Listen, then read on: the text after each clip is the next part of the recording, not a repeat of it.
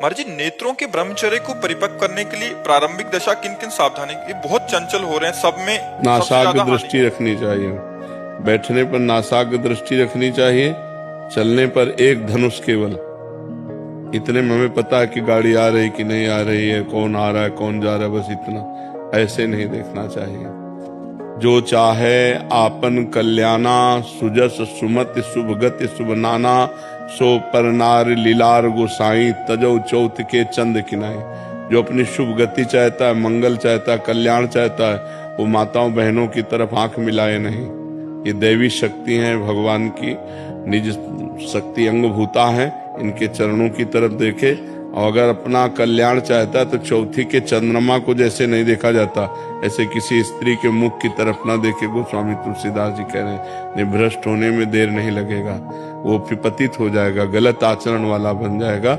और जब बैठे तो ऐसे बैठे, शांत बैठे, अपने नेत्र को यहाँ देख, दोनों दृष्टि, इसे नासिकाग्र दृष्टि कहते हैं। ऐसे बैठे, बहुत गंभीरता की सावधानी की जरूरत है। मनुष्य जीवन जितना आप संभाल कर चलोगे उतने देवत्व आता जाएगा, दैवी संपदा आती जाएगी। और संभाल करके चलोगे तो भगवान के सद्गुण आते जाएंगे। ये सब जो दुख शोक चिंता भय डिप्रेशन, ये सब पाप कर रहे, मनमानी आचरण कर रहे, मन माना भोजन, मन माना व्यभिचार, मन माना नशा, जैसे आवे रुपया, तो डिप्रेशन में नहीं जाओगे, नहीं करोगे और क्या करोगे। जब पाप बढ़ेगा तो करोगे तो क्या करोगे, परेशानी तो आएगी।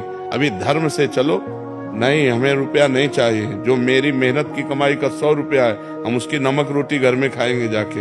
हम 500 रुपया एक्स्ट्रा लेकर के बेईमानी के रबड़ी नहीं खाएंगे। आप देखो कैसा बनता है। लेकिन तभी सब हाहाकार मचा हुआ है। और फिर ऐसे लड़के बच्चे ऐसे मिलते हैं जो आतंक पैदा कर देते हैं घर में, नाना प्रकार की कुमार्गामी प्रवृत्तियों में बढ़ते चले जाते हैं। धर्म को मान कहाँ रहा है, रुपया आवे धर्म गया। अब आजकल का समय बहुत विचित्र है। चरित्र की महिमा नहीं रह गई, पवित्रता की महिमा नहीं रह गई।